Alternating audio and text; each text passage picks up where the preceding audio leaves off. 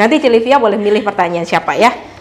Cilivia ada pertanyaan bagaimana cara mencari harga pasaran di satu lokasi. Ada yang bisa jawab?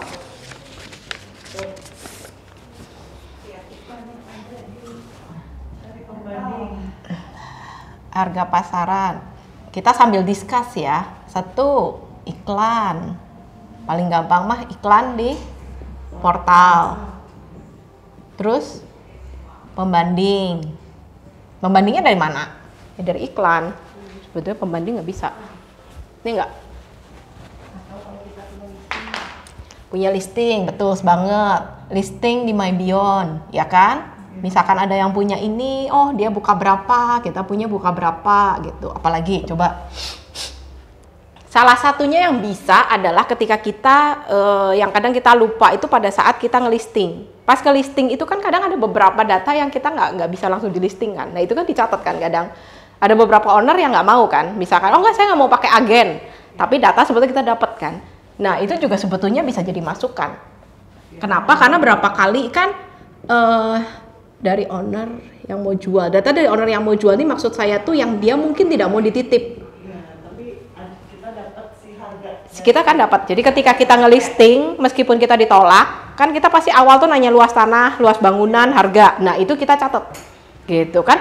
Selalu pertanyaannya, oke dia nggak mau, siapa tahu tiba-tiba yang nitip deketnya. Oh, kita bisa bandingan. Nah ini sebetulnya juga data yang kita harus perhitungkan, ya kan. Selain itu, misalkan teman kita ada transaksi dengan bank atau transaksi deal. Transaksi deal by cash. Ini udah pasti jadi salah satu sumber utama. Nah ini transaksi deal cash. Jadi memang ketika terus yang lain adalah salah satunya lagi adalah ketika saya nge-save listing saya meskipun udah soft saya nggak pernah buang, saya nggak pernah delete.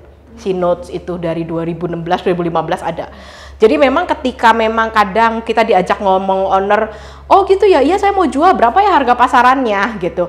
Saya pasti langsung buka, kalau misalnya saya pernah inget punya listing di sana tapi udah sold gitu kan, saya pasti langsung buka, langsung kelihatan kan. Oh saya pernah dititip ini dulu harga segini, segini, segini. Oh kejual berapa, ini kan tahu tuh. Nah itu juga sebetulnya data yang penting. Jadi kalau misalkan kita punya recap listing itu jangan langsung buru-buru ketika sold dihapus gitu. Jadi berapa kali, terus kadang bisa juga buat ngegos. Kemarin teh apa ya, kasus apa gitu saya lupa. Terus saya juga bilang, oh ya saya pernah dititip di jalan ini, jalan ini, jalan ini. Nah itu kan kepake semua. Oh luas berapa? Pasti owner itu nanya, luas segini, dulu sih buka segini gitu.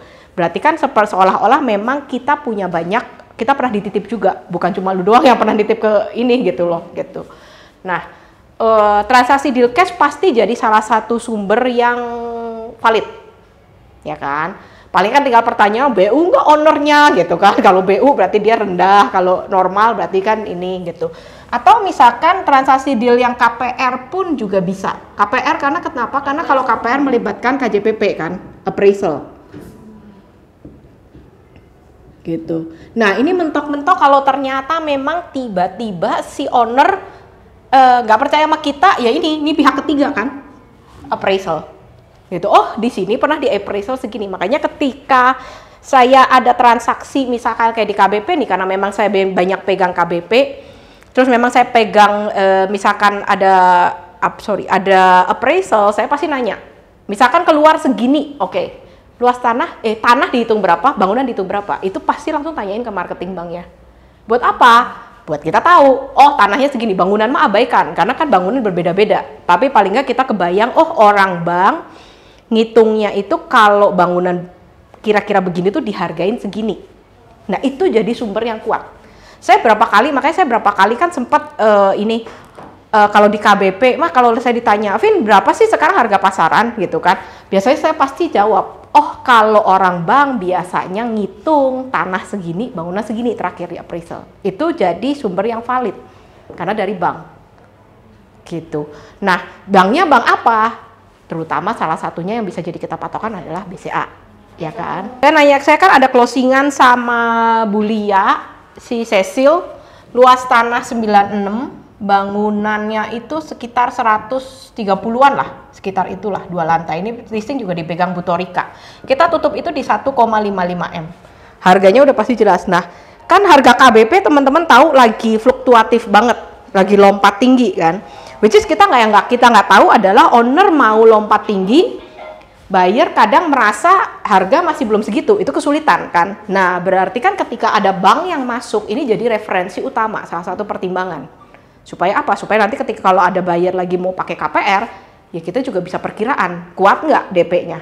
Gitu. Nah, ini tuh salah satu informasi-informasi yang bisa bantu menentukan harga pasaran, harga hitung pihak ketiga, which is bank, atau appraisal, atau bisa jadi masukan buat owner ketika pas nego. Nah, itu semua akan bicara gitu. Jadi memang ini tuh bukan cuma dipakai ketika owner tanya, oh harga pasaran berapa, gua mau buka angka, itu malah nggak penting. Karena mau berapapun angka dibuka, tetap pasar juga nanti kan akan merespon kan. Ini tuh banyak dipakai, harga pasaran ini sebetulnya akan banyak dipakai ketika teman-teman akan negosiasi. Itu yang paling penting sebetulnya.